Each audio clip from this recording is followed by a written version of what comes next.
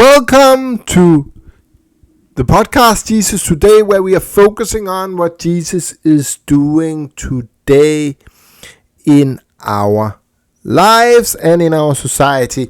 Today we're going to talk about the eternal war and the realities that we need to focus on in this eternal war as human beings living on this earth. Because we are all living in this eternal war. We are all influenced by it. But because life is surrounded with family, friends, assignments, tasks we need to do, and so on, we do not focus on it so much. But we really should. Because the reality is that this war is really impacting every person's life in such a way that it would be foolish not to take that into account when we are living our lives.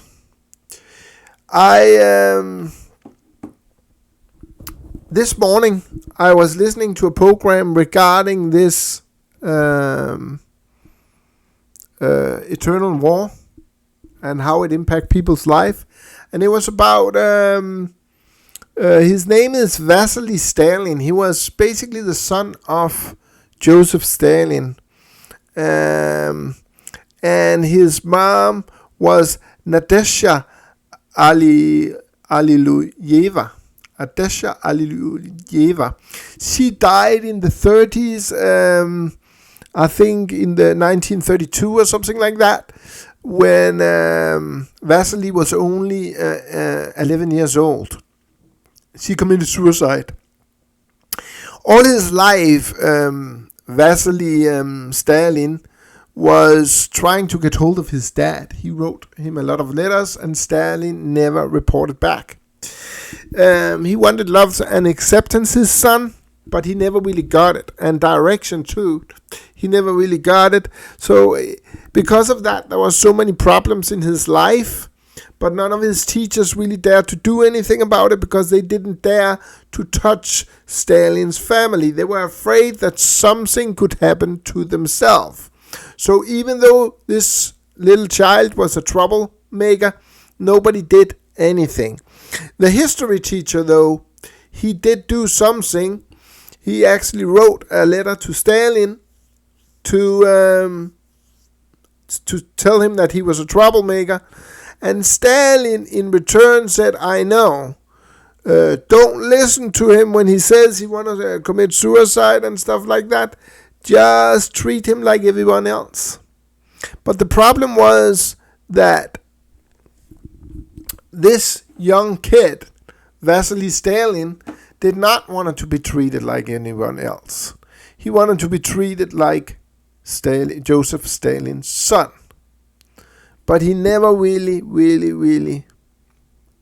accomplished that in his life. Later, he went into the army, and then in 1953, when his father died, he kind of stood up for his father and said that his father was poisoned, but then he ended up in jail himself. And in 1962, this young man, because he was still kind of young, 41 years old, died depressed and as an alcoholic. And why is it that I'm sharing this story?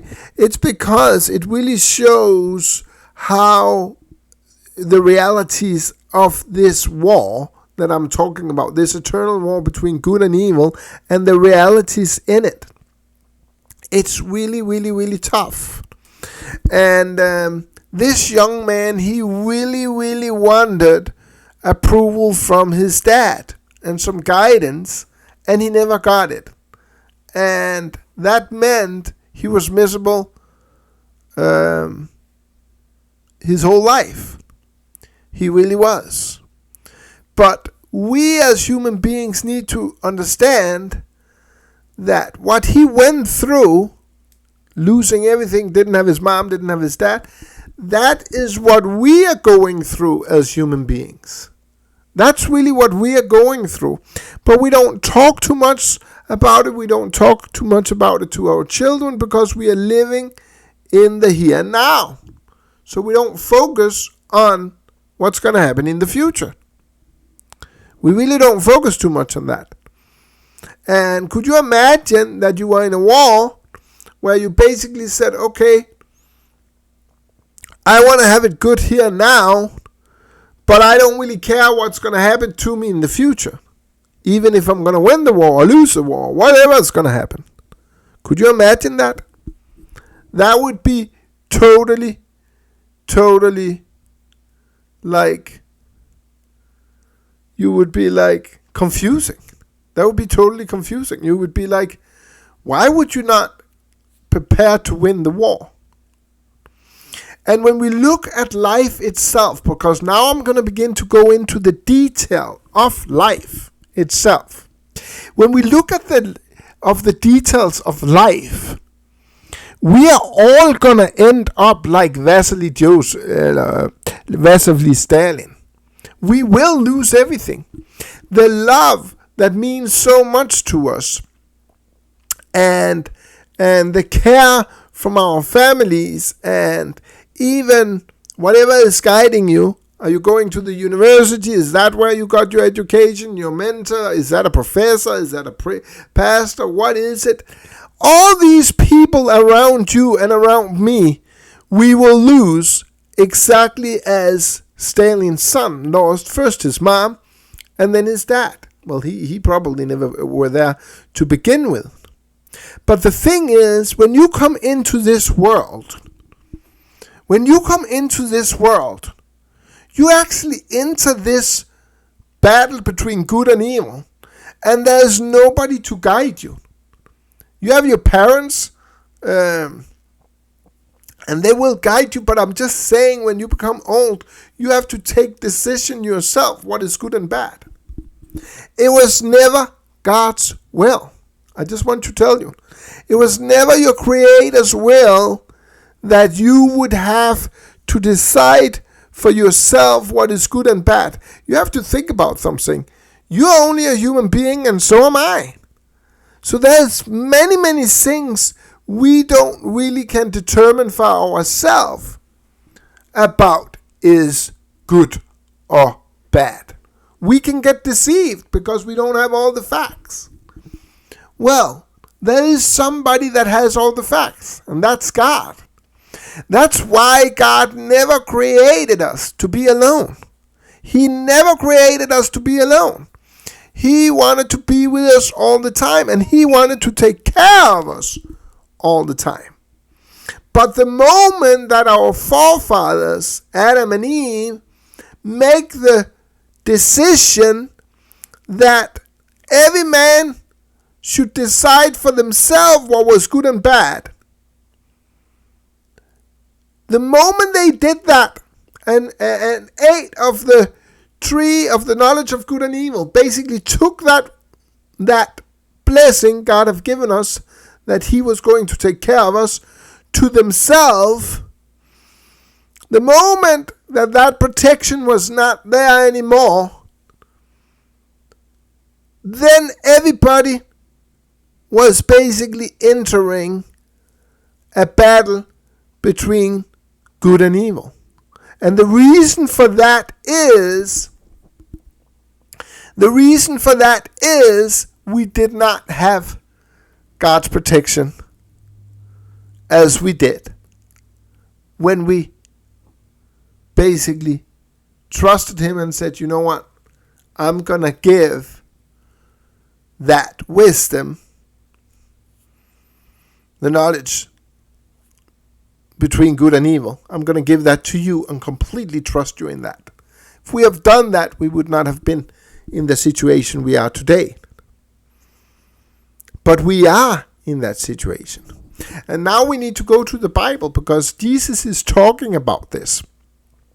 And I want you to really understand what Jesus is talking about here. What is he talking about? And what is it really that he want us to understand when it comes to why he came down here on earth? We need to go to the Gospel of John, chapter 10. The Gospel of John, chapter 10.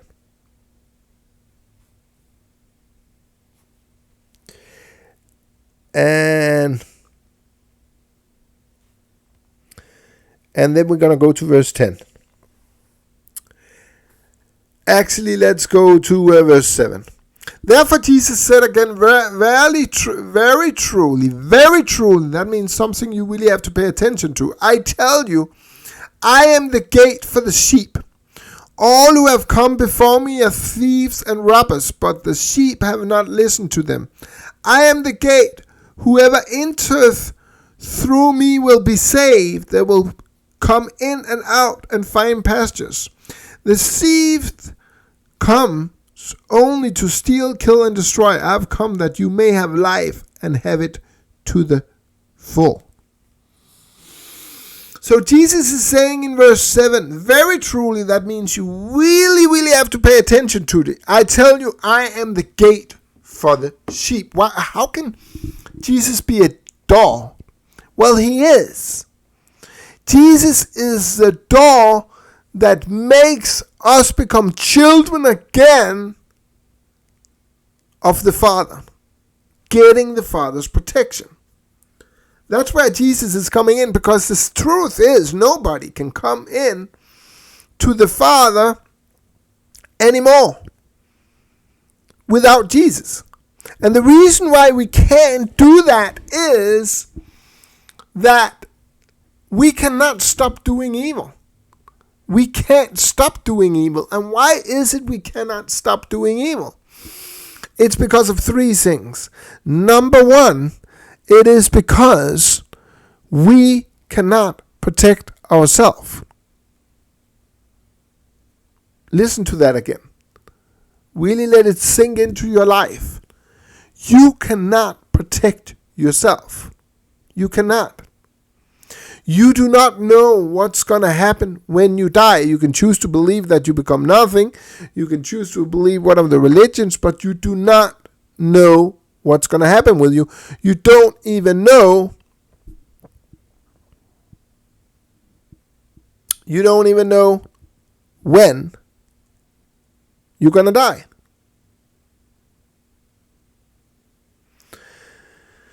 So, number two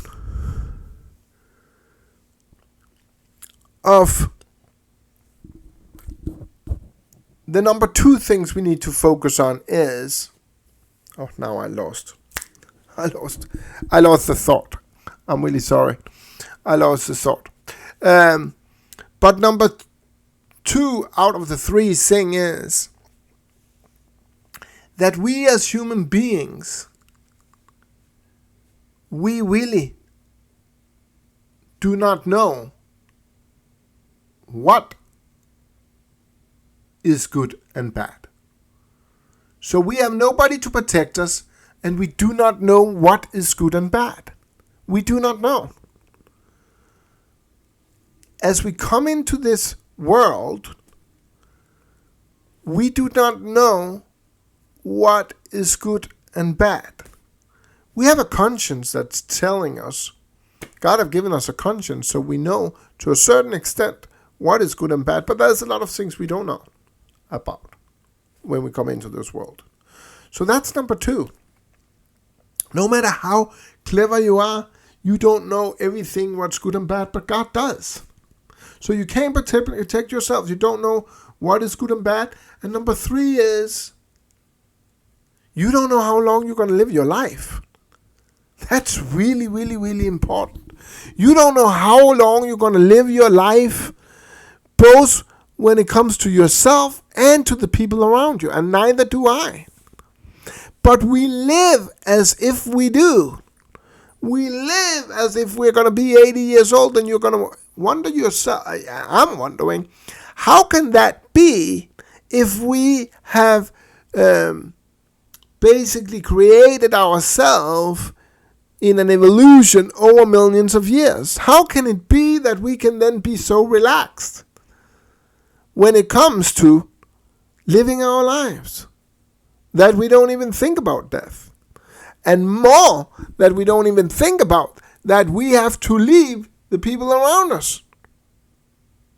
I mean, a computer that would produce an offspring and really love that person would calculate everything they could to make sure that that person that we are producing is protected and that we are protected.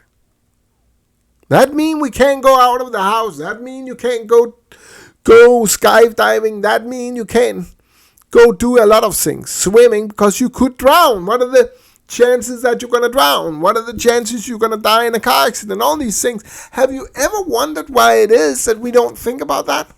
Have you ever wondered why it is that when you go out and drive with your husband and he's driving down the Autobahn in Germany, that none of you are thinking about that you actually could die? And think, oh, it's going to be okay. Nothing's going to happen. I can tell you why. Because you were never created to only live in this world. Let me say that again. You were never created, neither was I, to only live in this world. So the basic thing is, our physical bodies we have here, they're basically living a very short life and going through trials because we are in this world, in this war between good and evil. But your soul inside of you is created in the image of God. Listen to this, because it's gold coin I'm giving you here. It's gold coin I'm giving you here. Your soul is created in the image of God, and God is eternal. God is eternal. So if God is eternal, your soul is not worried about dying before it's really going to happen. When you begin to realize that I'm going to die, then you become really afraid. You really do. You become really afraid. People say, oh, I'm not afraid. Oh, you're afraid. You're afraid, all right. Oh, I have peace. You don't have peace. I'm telling you, when you die and go out with your soul in eternity, you're afraid. Because you just lost everything. You basically don't have anything, and neither do I. We don't have anything at all. Everything you worked for is gone. All the love and support you got from your parents, from your loved ones, from anyone, from the media, your computer, your cell phone, everything is gone, and you're never going to see it again. So don't tell me that you're not afraid. Everybody is afraid. And they're really, really afraid. The thing is that they can't do anything about it. They cannot do anything about it. That's why people are really, really, really, really, really, really hoping that something good is going to happen, or they become nothing. Because they don't really know. But if you take a person, now I'm just talking about Stalin. Oh man, he was afraid. You can look that up yourself. He was really afraid of dying. Really afraid. And he was actually saying that they were coming to get him. He saw some spirits. So he was really, really afraid. So this is the war we are talking about. This is the war. Like this guy, Vasily Stalin, basically didn't have a father, and that made him depressed when he died in 1962, only 41 years old.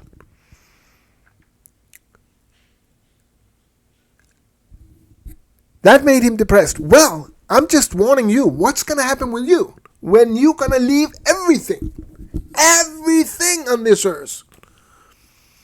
That is the reality. And even when we are living here on earth,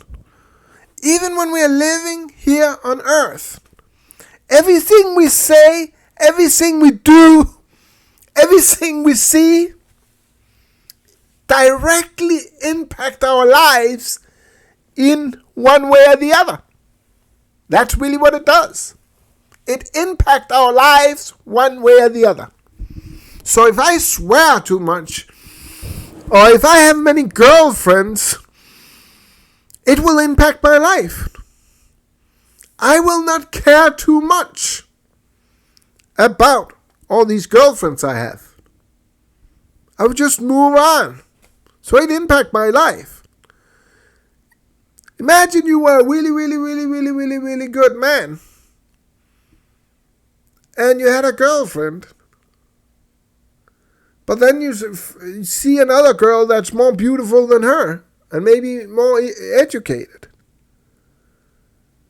But the first girlfriend you had have stood by your side for maybe 3 years. And now you see this new girlfriend that is more rich, that has more. What do you do? What do you do?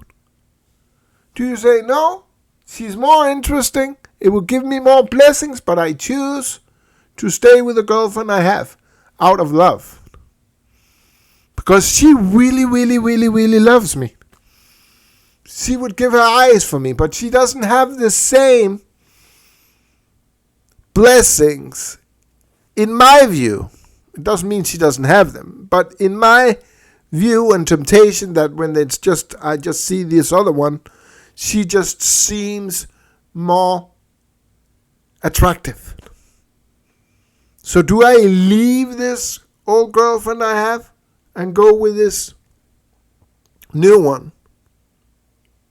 If I go with the new one, it will impact my life. Because I will be tempted to do that with her too. That's really the truth. That's why you see a lot of Hollywood stars having a lot of relationships. They're attractive to this lady, and they're attracted to that lady, and so on and so forth. But it will impact their lives. It really will. So everything we do has an impact. Everything we say, and we are not perfect. We are not. But the question is, do we know how to overcome these realities in this global, eternal war, so we're not going to lose everything? And yeah, every Christmas, in the dark times, when you see the Christmas tree lighted up, we remember Jesus saying, I am the gate, whoever enters through me will be saved. They will come in and out and find pastures.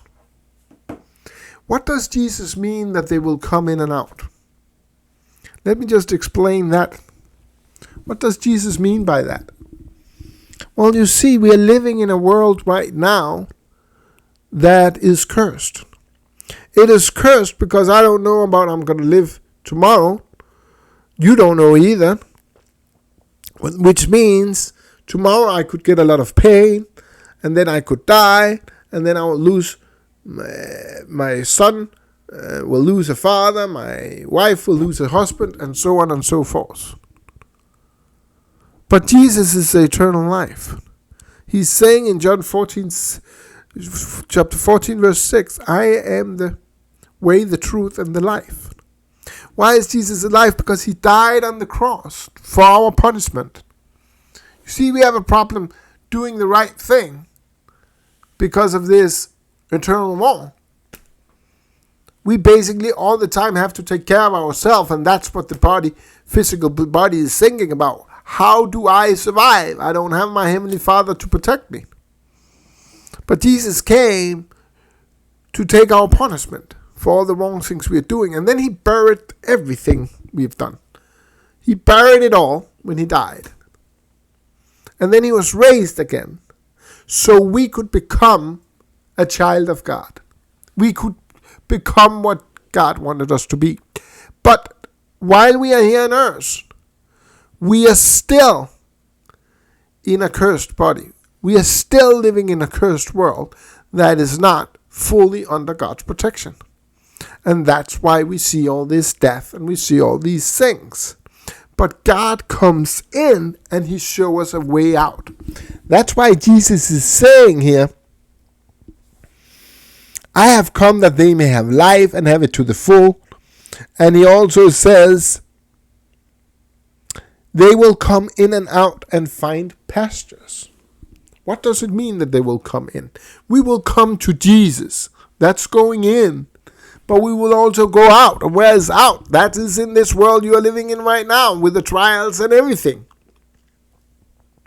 But it is when you go in that you will find pastures, because Jesus will tell you what to do. And it's when you go out you will find pastures too, because God will take you through the trials that you're going through. That's really it. So, and that's also why Jesus, I need to have this last verse within this. It says in verse 11 and 12, I am the good shepherd. The good shepherd lays down his life for the sheep. The hired hand is not the shepherd and does not own the sheep. So when he sees the wolf coming, he abandons the sheep and runs away. Then the wolves attack the flocks and scatters it. That is exactly it is a good picture of the eternal war. It really is. Because you see, the world we are living in is the hired hand. The boyfriend you have is the hired hand. But he is not your shepherd. He does not want the best for you on the long run. And what do I mean by that? Doesn't he love me? Yes, he does. But he will do mistake eventually. He will do mistake. Everybody will. So there will be a time, even in your marriage, where your husband or your wife or your children does not want the best for you. It doesn't mean to be that they want to harm you or kill you or anything like that, but they don't want the best for you in that particular situation. You are in the supermarket with your children. They want candy. You don't want to give them candy. And they begin to scream in the supermarket. They don't want the best for you. They want candy for themselves. They don't really care about you. But Jesus always wants the best for you. That's what he's saying here. The hired hand is not the shepherd and does not own the sheep. So when he sees the wolf coming, he abandons the sheep and runs away. And that is exactly what happens so many times. So many times. People are not going to be there when you need them. But Jesus is. Then the wolf, that's the evil world we are living in, attacks the flocks and scatters it. I just heard a famous person say that he only had 2 friends, and he was really famous. 2 friends that he knew would come to him if he called at 12 o'clock at night and said he was in need. 2! That's it. And he's really, really famous. 2! But Jesus comes every time. The man runs away because he's a hired hand and cares nothing for the sheep. I am the good shepherd. I know my sheep, and my sheep know me. Just as the Father knows me, and I know the Father, and I lay down my life for the sheep. Jesus is saying, I'm going to be there with you. I suffered for you. I love you. That is why I cannot live our life. We cannot live our life without having Jesus in our lives. Because everything you love right now, you will lose. And you cannot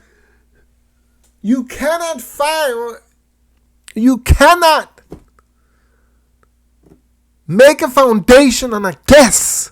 That's just too dangerous. And a guess not only when you die, but also right now. Also right now. What if you lose your husband? What if you lose your wife? What if you lose everything? You need to have Jesus in your life. He can help you. He can help you. He will be there for you. I can promise you that. But you don't know about anything else. Because you're in this world, in this war. Eternal war between good and evil. Now you're probably going to say, why are you calling it eternal? Because it is. Jesus will win the war completely. And God will create a heaven and new earth. But evil will still exist in the lake of fire. Still exist. So that war is still there, but God will win the war. But the people that do not want anything to do with God will not be with God. You cannot get into heaven if you don't want to be a child of God. It's just impossible. That's why the day of salvation is today. It is today. Because you don't know about you are here tomorrow. And Jesus only died for us here on earth. Didn't die for us in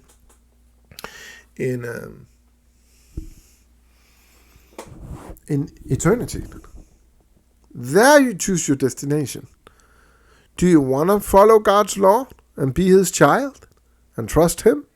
Or do you want to be without him? And if you want to be without him, then you're going to be with the devil and all the evil forces. And you're going to be punished. It sounds really, really cruel. But it is really not. It's not cruel because it's you who made the choice. You made the choice. And nobody wants evil to exist forever. Nobody wants that. That's really it. Oh, but then God is not he is a loving God. He is love. But he cannot create anything that cannot choose for themselves if they want to be with him or not. He wanted children that could choose for themselves. You choose for yourself who you want to spend eternity with. God or the devil. You choose that for yourself. That's why this war is so extremely important. But I have good news for you. God is there for you. He's your father. He's waiting for open arms for you to come and say, I want to be a child of you. Thank you, Jesus, for taking my punishment on the cross, bearing all this stuff. I know I'm going to go through trials. I know I'm going to go through things here on earth. But you will make me win this war, eternal war. And I can be a child. I will fail. I will do, but I have promised myself I will never, ever leave you, Jesus. I will follow you till heaven. And that is how we win this eternal war. 3 things. Read our Bibles.